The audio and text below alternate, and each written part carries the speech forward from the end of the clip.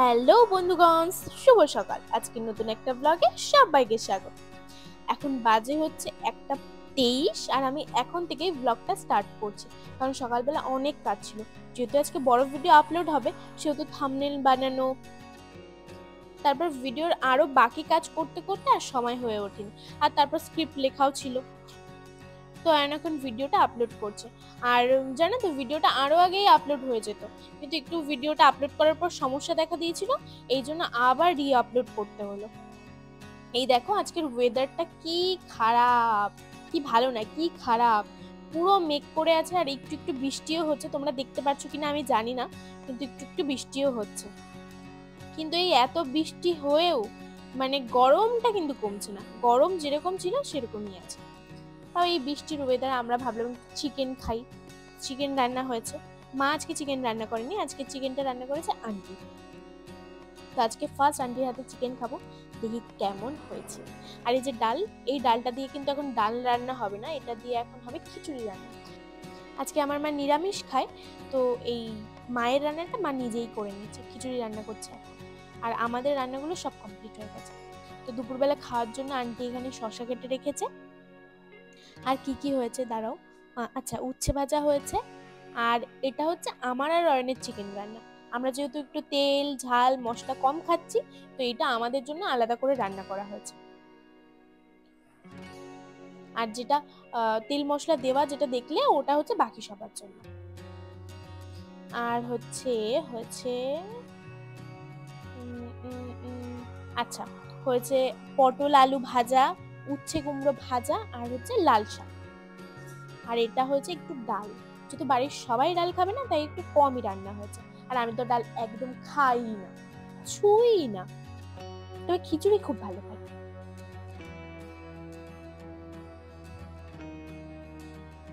আর এই হচ্ছে আমাদের পান্তুর।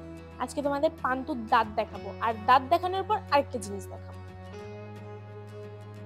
আরে দাঁতটা দেখা ভাই, হ্যাঁ হ্যাঁ, এই দেখো, দেখেছো? সাংঘাতিক কিন্তু দাঁতগুলো। এবার একটা জিনিস দেখাচ্ছি, দেখো। এই যে বল দুটো দেখছো, এই বল দুটো আমার পাপা ওকে এনে দিয়েছিল, প্লাস্টিকের বল কিন্তু খুব শক্ত। আর সেই বল দুটোকে কামড়ে কামড়ে দেখো কি করেছে, ফুটো করে দিয়েছে। ওর দাঁতের ধার বুঝতে পারছো তো কি সাংঘাতিক। এটাকে এখনো অতটাও পারিনি, কিন্তু ওইটাকে এখন ধরেছে, এটাকেও আস্তে আস্তে করে ফেলবে, এর মতোই করে ফেলবে।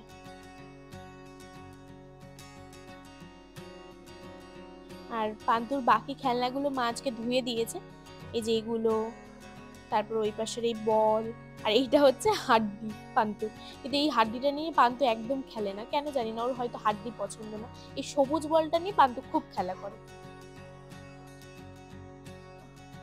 আমি জানি আমার এই চুলগুলো খুবই ফালতু দেখতে লাগে, ফুদ্দু লাগে, তো তোমরা এগুলোর উপর কনসেন্ট্রেট করো না, আমি যেটা দেখাচ্ছি সেটার উপর কনসেন্ট্রেট করো। তো আমি এখন একটা লোশন বানাচ্ছি। এই সব কিছুই হচ্ছে গায়ে মাখারই জিনিস, তবে এই 4টে জিনিস দিয়ে আমি এখন লোশন বানাবো।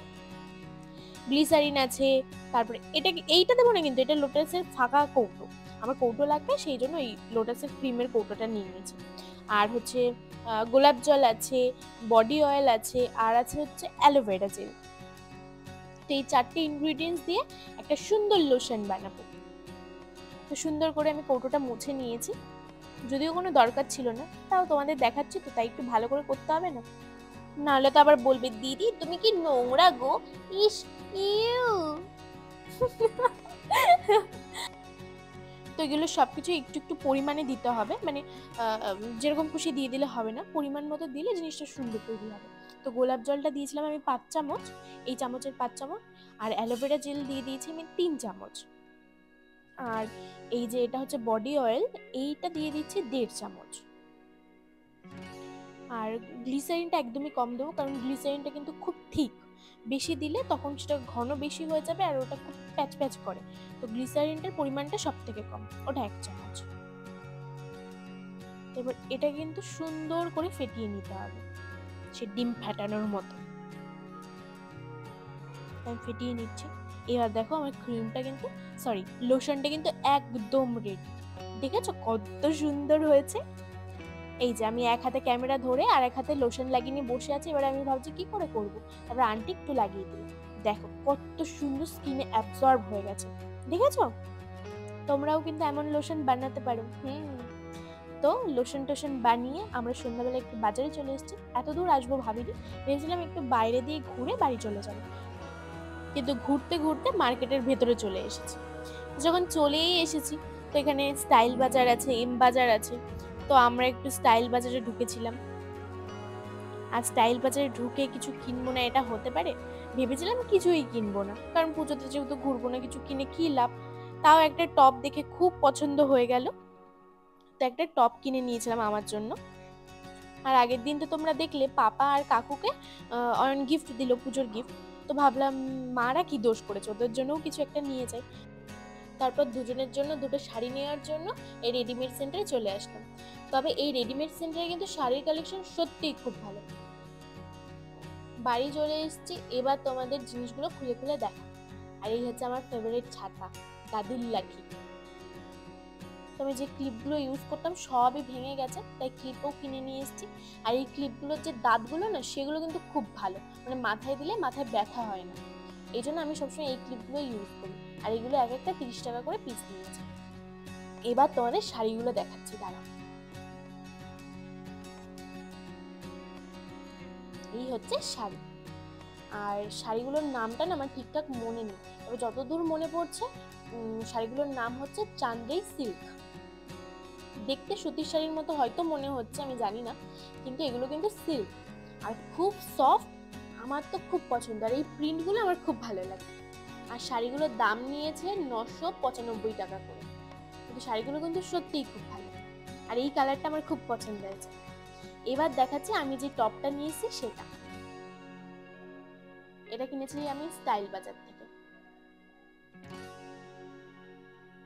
এই যে সাদা কালারের আমার টপ, আর এটা অয়ন আমাকে পছন্দ করে দিয়েছে।